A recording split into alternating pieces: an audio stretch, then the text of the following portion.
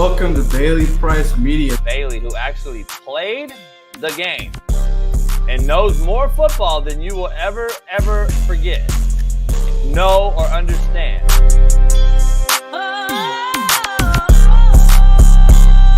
Man, shout out to Bailey Price Media. I am so excited to see what you're going to do with this channel. Everybody like, subscribe, comment, follow Bailey's journey. This is going to be real good. I'm excited for you, brother.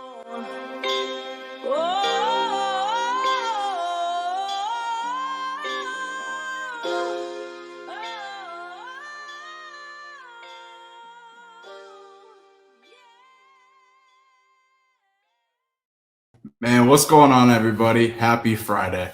This is another edition of College Football Preview, and we got Coach JB, Last Chance You Coach, host of the Coach JB, so with Big Smitty on today. I produced that show, and we got a lot to talk about. We also have Washington Huskies alum, 8-year NFL veteran Tank Johnson joining the show later on. Talk Washington Huskies football, Caleb Williams, and more. But let's get right into it. No waste no time. Without further ado, Last Chance You Coach Jason Brown. Welcome to the show, Coach JB. How you doing, man? Happy Friday. What up? You good? Yeah, we had a great show earlier today. Sean King, Big Matt, Dr. Jesse Morse, and now we're here. Man, we got a lot to talk about. College football preview here. We're going to break down a couple of games, and I kind of want to get your takes on a couple of different things before we get out of here. But let's get right into it. Let's start with Miami versus Cal. So Miami travels cross-country out to Cal, out to Berkeley. This is quite the travel. This is the new college football at the conference realignment. You're going to see a lot of teams traveling cross-country. I mean, I don't take too much from it besides they got to adjust.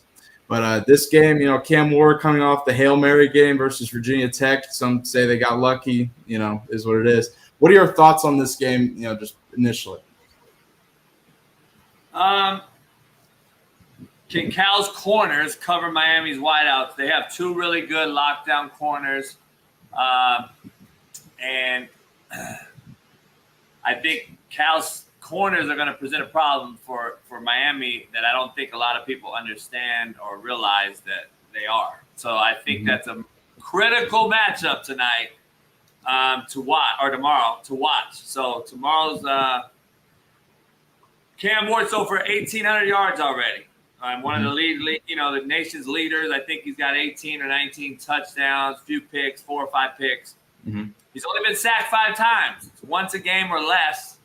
So can Cal get pressure on him, and can they get Xavier, Restrepo or whatever, and Isaiah Horton, their 2 best receivers? Can Cal match up with those 2? Right. And the tight end Elijah Arroyo and Jacoby George, the other wideout, beat them. I don't know. I'm curious to see that because Cal has 2 good corners. A good friend of mine coaches the DBs there. They got 2 NFL, he thinks, first-round corners at Cal. So corners change the game. Here's what no one's going to talk about. Corners, if they think they're better than their quarterback on the other team, it is a telltale sign on how really good Cam Ward is, because we're going to find out tonight or tomorrow. Yeah. You only play man press man when you tell the other team, hey, my corners are better than your QB. Not that they're better than your wideouts. They're better than your quarterback. Can your QB place balls on pinpoint coverage, man-to-man lockdown, hip-to-hip coverage on a consistent basis? I'm curious to see if Cam Ward tomorrow can do that on a consistent basis after a mediocre performance last week, which lingers in quarterbacks' brains and minds. The only other thing is Cam Ward's been here before. Yeah, true. He's conference against Cal, and he's lit Cal up before. So those are all little storylines inside this game tomorrow. Yeah, no doubt. Yeah, and like you mentioned, Cam playing at Washington State has already got the history there. He's beaten Cal before, so it's going to be interesting to see. I wanted to get your thoughts on Cal. They whooped Auburn earlier in the year on the road. They got a big gunslinger back there, Fernando Mendoza. What are your thoughts on Cal, Justin Wilcox, and this team this year? Justin's a real good friend, known him a long time. His defensive coordinator and right-hand man's a really good friend of mine, known him a long time. they have to make sure that the linebackers get underneath Cam Ward's coverage because I'm leaning on what I started your show off with. I think the corners are going to lock Miami's wideouts down. Having said that, when all things are equal and there's good 2 lockdown corners and 2 really good wideouts, corners win. I'm just telling you. They usually win in games like these. How accurate are the quarterbacks, and then how much RPO and shit are they going to run on offense in Miami? And how good is the run game going to be? The corners are not going to give a shit about what Cam Ward in the backfield is doing. I'm telling you right now, they're going to see lock-to-lock man, and they're going to be ass to the Q. So if you see asshole to the quarterback, you're going to know it's man. They don't care. My back is going to be to the Q the whole time. I'm following you and tracing you the entire game. You're going to see that with Cal. Now, you may see some off coverage on 3rd down or something. But for the most part, you're going to see asshole to the Q, man press, man across the board, and I'm going to say I'm better than you. Are the backers underneath Cal and their backers in front 4 or 3 or 4, depending on down and distance? They go to a little odd front on defense. I was looking at Cal earlier. Can they get pressure on Cam Ward consistently and disrupt the press man coverage that he's going to see? Because you get pressure and no wideouts open, now you have a problem, Houston, and Cam hasn't really faced that this year. Yeah, that's true. That's true. Interesting. A lot of chess matches in this little storyline in this game. I think Miami's going to have to run the football more than you've seen. And remember, Mario has been to Cal 3 years in a row as well at Oregon. So he gets it as well. So there's a lot of familiarities here between the teams and coach and quarterback. So it's going to be more of a we've been here before type of scenario as well. That's why I'm not really tripping on the cross-country drop flight and all that shit that Sean King was alluding to earlier. I think this is more of a homecoming than people think. Yeah, I tend to agree with you, especially Cam playing Washington State. So I think, if he's good, they're going to be all right. Like you mentioned, though, if Cal run that man shit, we're going to find out who Cam Ward is tomorrow. Yeah, let me ask you, if you were betting this game, Cal's 10.5-point underdogs at home. And the total is 53.5. What are your thoughts? And are you going up with Steve Kim to that game tomorrow? I was going to go tonight, but I can't, man. I got to run to Arizona in the morning for a quick turnaround. Got to look at some property, man, that I might not be able to turn away. So I'm going to retweet your thing real quick. Hold on. I appreciate it. Man, listen. Steve Kim thinks Miami's the real deal. If they are the real deal, then I expect them to win 14, 17, 21 points. If they're not the real deal, then this will be a 7 to 10 point game, and they'll cover. Yeah. If they don't, then Miami, what they should do, if they're as good as we think, I'm going to say they cover, man. I'm hoping they're better than they were last week. Yeah, with the Hail Mary game, because they played a very average game offensively and still found themselves on the W column of things. So I'm gonna say they cover 10. They cover 10. All right. Well, there you have it. Man, last thing before we get out of here, real quick. Tonight, UNLV Syracuse. UNLV 6.5-point favorites at home in Vegas. Syracuse is led by Kyle McCord, former Ohio State quarterback, who's been slinging it. They've played well this season. They do have a loss at home versus Stanford, who traveled across country, went in there and beat them. UNLV is led now by Haj Malik Williams after the Matthew Sluka NIL situation. Man, what are your thoughts on this game?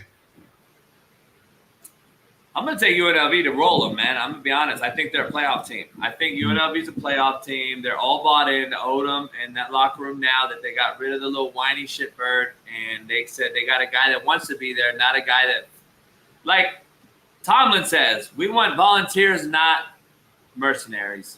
Yeah, that's true. I think they're going to get some volunteers. This quarterback's a volunteer. He wants to be there. The roster is volunteers. They want to be there for Odom, who I found out for a fact that Odom pays everybody on offense the same amount of money. And that's a really good tactic, in my opinion. I would probably be similar.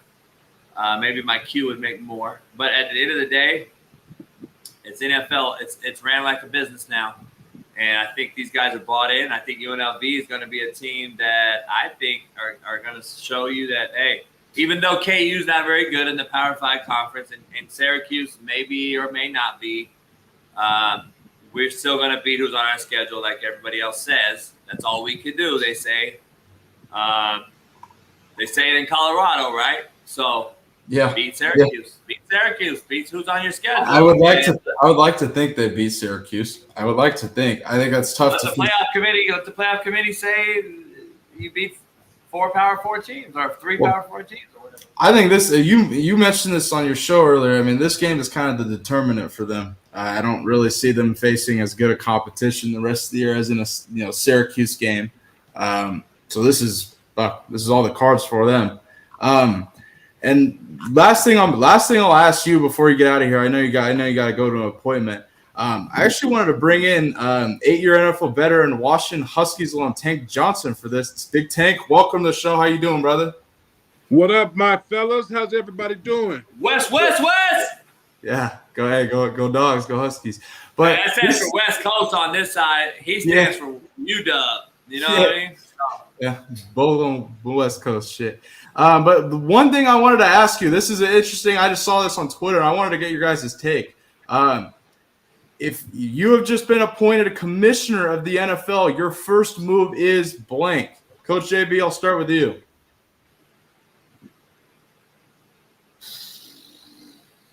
Bring back kickoff like it used to be. I like it. I want old school kickoff. I want wedge busters. I want everything like it used to be. Yeah. No, I respect that. Anything on tackling or anything targeting or hip drop, nothing? Quarterbacks are live. Yeah, I love it. Love it. Tank, your thoughts? If I'm commissioner, the first thing that I would do is I would make sure that every one of our official sponsors, our players, have a very nice discount card to like all the official sponsors, whether that's GMC, whether that's Sleep Number.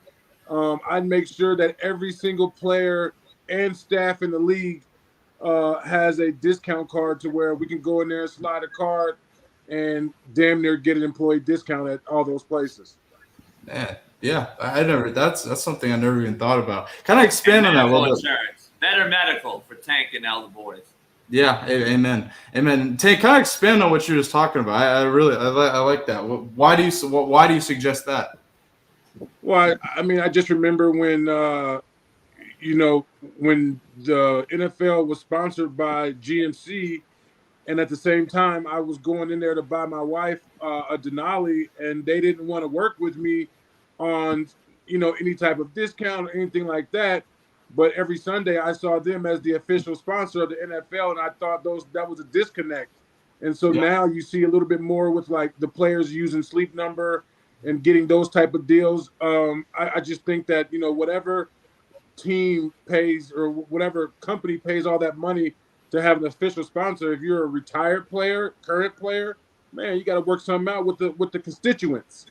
No, I love it. I love it. That's really damn smart. Hey, Tank, y'all get Super Bowl tickets?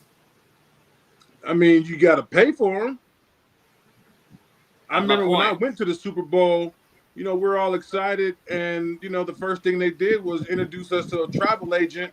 And if you win, you got like 39,000, or maybe a little bit more than that, maybe like 50-something thousand. But if you lost, you got like 30,000. And so if you go to the Super Bowl and lose, after bringing all the family, friends, old coaches to the game, you leave there at a deficit.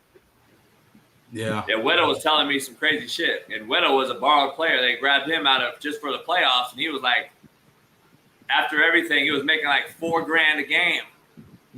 Right, exactly. Yeah, that Ram run, real shit. Yeah, hey baby, real shit. And that Ram run that he won Super Bowl on, he made $4,000 a game. After he paid for his family to come to the games and all the shit, he made $4,000 on a borrowed deal and got a Super Bowl ring.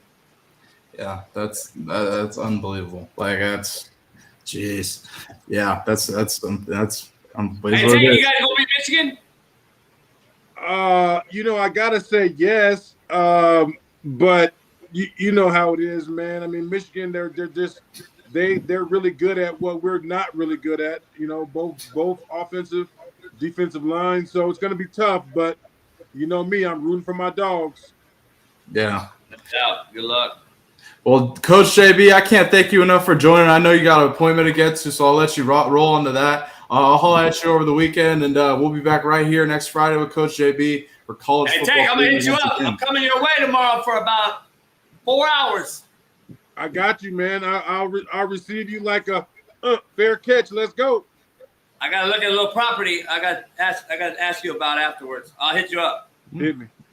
All right, JB, appreciate you. All right. I'll holler at you Peace. later. Peace. Man, Coach JB, can't thank you enough for joining. Big Tank, what's going on? Happy Friday. Happy Friday, my brother 50. Good to see your smiling face. Yeah, appreciate you, man. Hey, we got a lot to talk about. Let's start with this Husky game, man. This is going to be interesting tomorrow. Oh man. So Michigan heads out to Seattle, up to Montlake to take on UW. Man, I don't know. Michigan has issues passing the ball. I'll leave it at that. But they can run the hell out of it. Washington comes off a loss to Rutgers. We talked about that last week. They ended up not pulling that out. I kind of feel like they kind of killed them, like shot themselves in the foot in that game like a ton of times. But what are your initial preview thoughts of this game? Well, I think it's a measuring stick for sure for the Huskies program to see where they are. I mean, you're going to go against the blue blood in the Big Ten. These guys are, well recruited, well talented. And I mean, it'll give you a measuring stick. If they beat you by a field goal, you're in close. If they start beating you by 14, 17 points, you realize you're not even playing in these guys' league correctly. So I think if anything, it'll give us a barometer of where we are, what we could be. Historically, when Michigan comes out to Seattle, they don't favor very well. I played in the 2001 game where Amari Lowe blocked the field goal as time was running out. Rock Alexander took it back 70 yards to win Michigan. And then we went out there and we lost. So, it's tough to, fly that far west and get a win. You got to play perfect.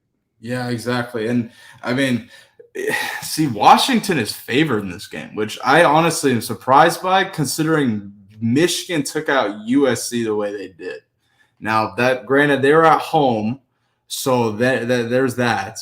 But, I mean, this is going to be a sold out. I mean, the lights are going to be on. This is going to be, Husky Stadium is going to be active this game. If you were betting this game, what are your thoughts? Huskies are 1.5 point favorites. Golly, man, I'm not really good at betting. So that means that if the Huskies are 1.5 point favorites, if they lose by 1, they still cover? Nah. So they have to win by 1.5. They have to win by 2 points to cover. 2 points to cover. Yeah, I mean, listen, man, I go by who's got the most points at the end of the game. I think if the Huskies do win, I think it'll be a close game.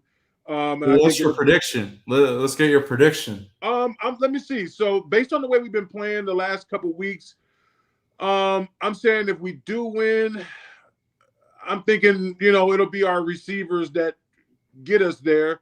So I'm thinking like a 28-21 type of Husky victory. No doubt.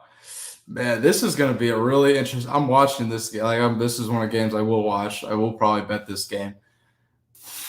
I don't have a lot of faith in Washington right now, to be completely real with you.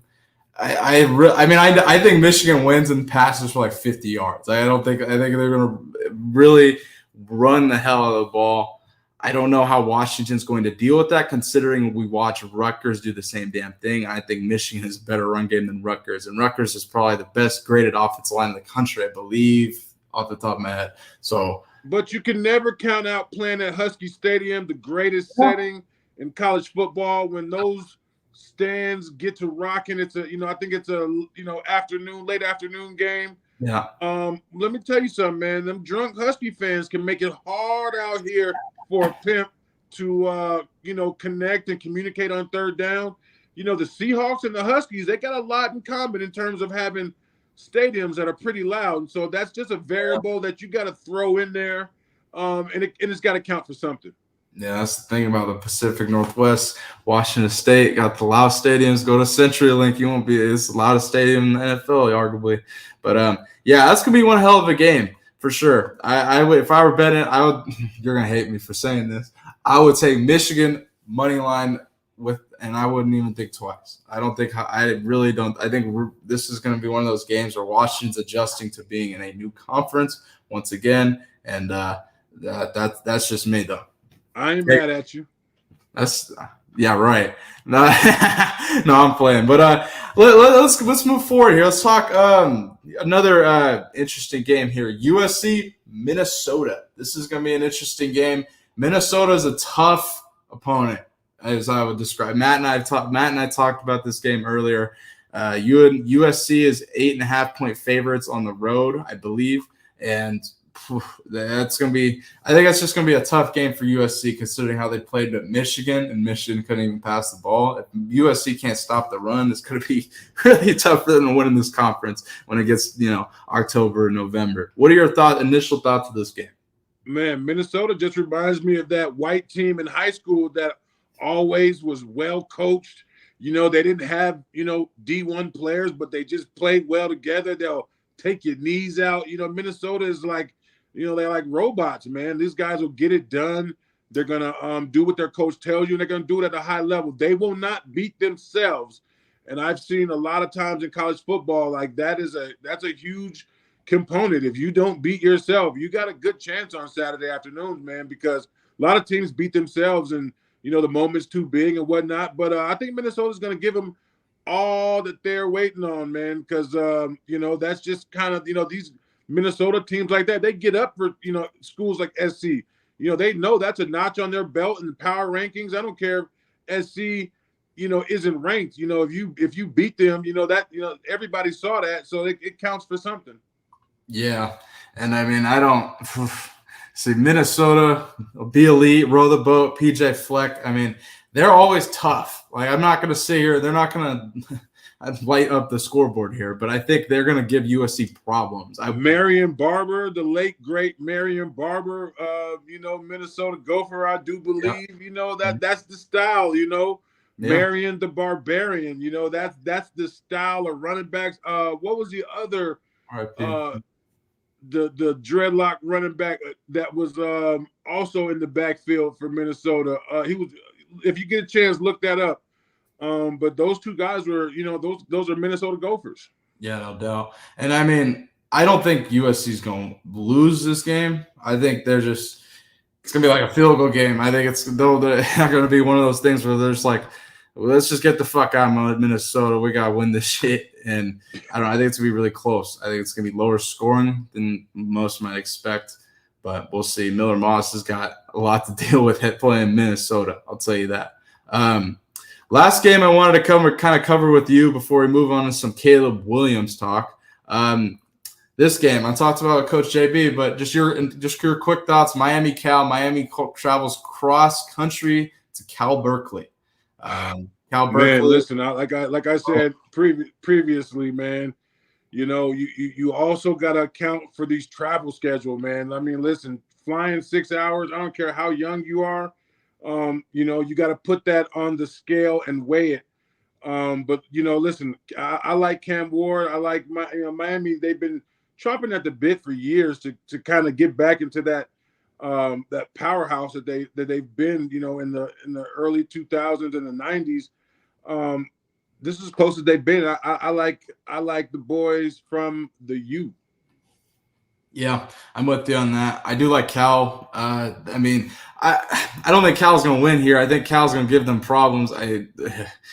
Watching Miami last week against Tech scared me a little bit because I was like, oh, I haven't seen Cam Ward look like that. He does some shit that's not what he's taught. So it's like, I don't know. But Cal, keep in mind, Cal went to Auburn and beat the hell out of him. And they got a big gunslinger, Fernando Mendoza. He's a hell of a quarterback. I think Wilcox and Coach JB mentioned, he's like, they run man. If their corners can sit there and say they think they're better than Cam Ward, it's going to be interesting. This game is going to be a big test for Cam Ward. Miami's 10.5-point favorites on the road. I would like to see them cover. Will they? I don't know. We'll see. But last thing I wanted to get in with you before we get out of here on this fine Friday, I can't thank you enough for joining, man. And for all those watching, we got 260 people on all platforms. Hit the like button, subscribe to the channel. I appreciate you. Caleb Williams. Here's a stat for you. I'm not a big stat guy, but this is a real one here. Caleb Williams has completed 5 of 31 passes that have traveled 15-plus yards in the air in 2024. He has a league high 55% off-target rate on such throws. The average is 25%. Now, I kind of have film to back this up here. Here's every throw from Caleb Williams, 15 yards plus with no pressure. Now, Tank, what are your thoughts on this? I mean, I hate to beat a dead horse, but I just don't think the kid's comfortable with the game yet. I think, even when he has a clean pocket, he's still overthrowing guys, not giving guys an opportunity to win their matchups. And, I'm just hoping that it clicks sooner or later and it doesn't just blow up. I think he likes to make these spectacular throws on the run and across his body. But in the NFL, man, you got to be able to make the fundamental throws. That's going to get the ball down the field. And until he realizes that that's what's going to win and not his crazy sidearm throws back across his body, the sooner he figures that out, the sooner the Bears will be in a lot better position. Let me ask you, and this is something I'm like, I don't know, as we get on here, we keep bringing this topic up. I understand the Bears are coming off a win against the Rams, the most injured team in probably the history of football. But let me ask you, do you think the Bears have buyer's remorse for Caleb Williams? And if so, why? Absolutely, they have buyer's remorse because the default things he does not help the organization win. Mm-hmm. And that's why you have buyer's remorse. It's like, if all else fails, he's gonna do this, whatever, things that Andrew Luck did. Andrew Luck, although he threw the ball around, I mean, he somewhat protected the ball. He didn't protect himself very much, but he had overall more winning characteristics. I'd say it was like 70-30, 75-25. Right now, I mean, Caleb Williams, I mean, he's got 65%, things that he does naturally that don't help you win. Some 70% some weeks. And that's what you got to look at. It's just like, if I leave you alone and let you go out there and do your thing, do we got a shot at winning? And with Caleb right now, that's not the case. Yeah. You make a hell of a point here. And with the film we just watched, he completed 5 of those passes. Just keep that in perspective. And I want to show Jaden Daniels in comparison. Let's show a few plays here. I mean, I don't know. How do you feel about Jaden Daniels in comparison to Caleb Williams?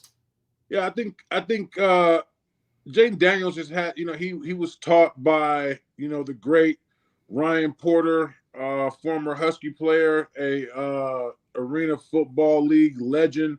Yep. That's who taught this kid how to play. And, I just think he just looks so natural. When his touch on his deep ball, his touch on all his passes are like, wow, they are truly amazing. And he just looks comfortable throwing the ball.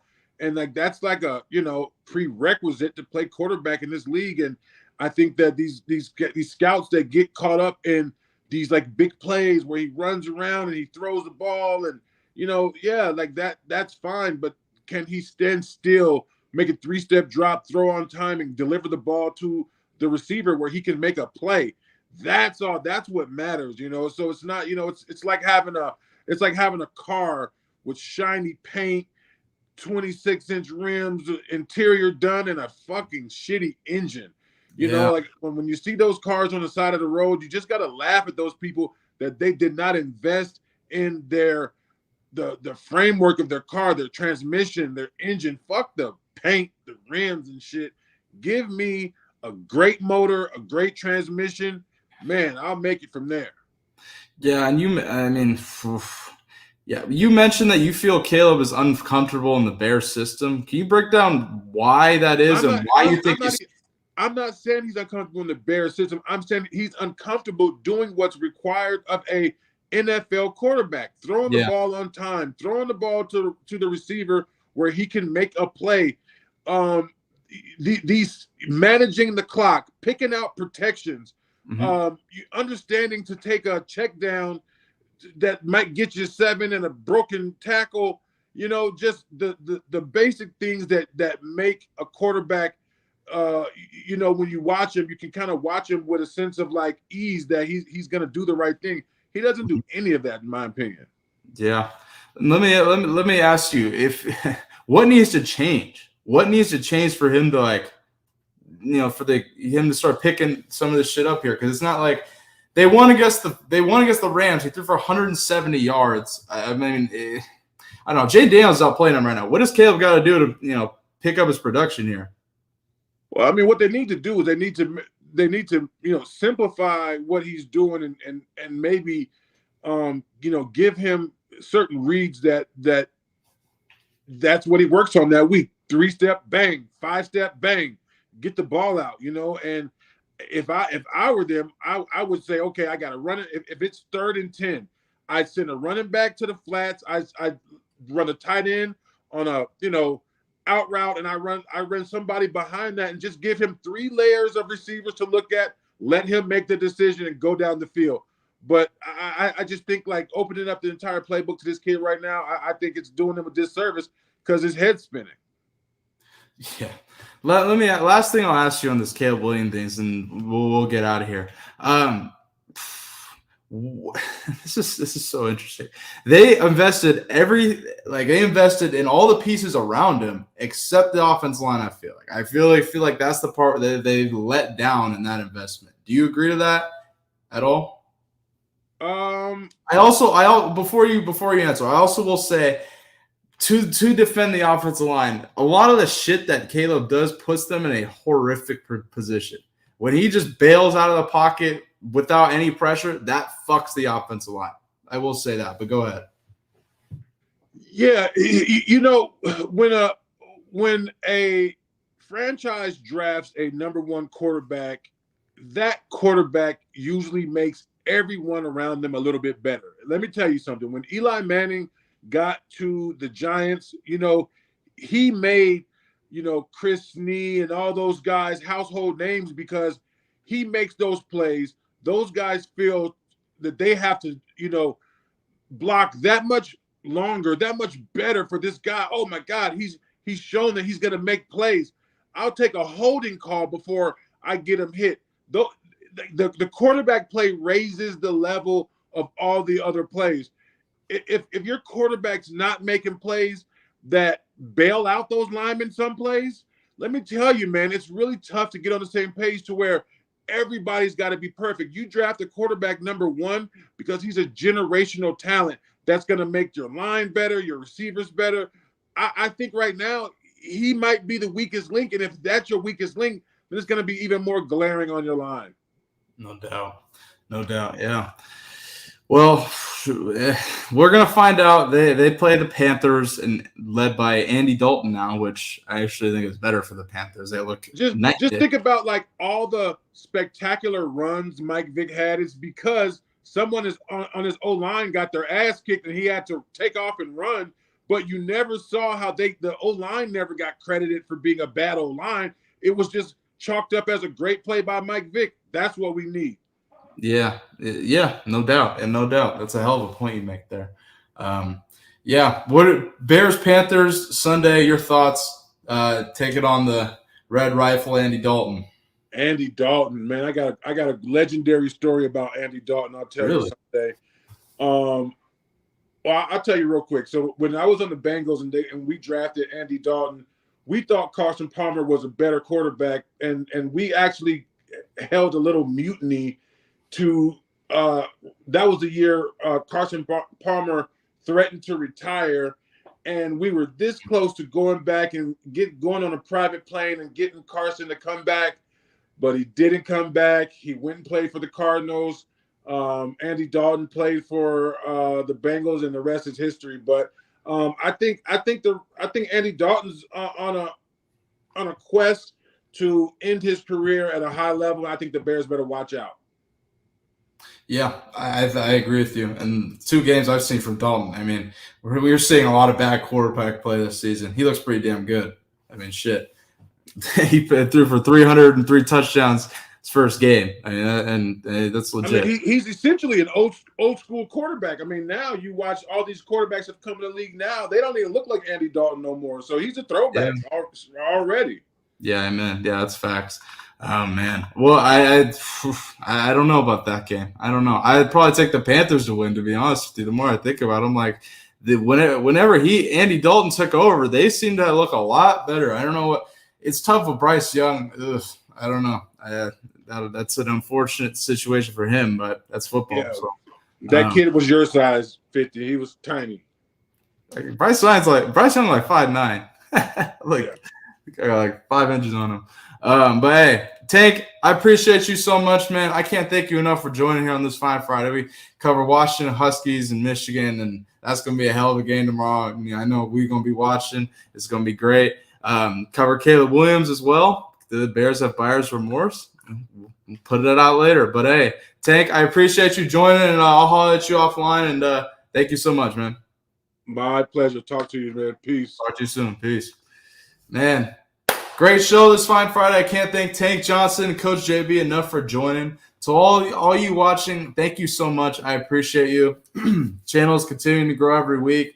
You know, we actually have a new special guest joining every Wednesday, Matt McChesney. So we'll do the state of Colorado Buffaloes football every Wednesday with Matt McChesney following 0 to 60. It's going to be a great new thing here on Bailey Price Media. I can't wait to debut it with you all. You know, Matt and I got 0 to 60, and we talk Colorado Buffs football every day.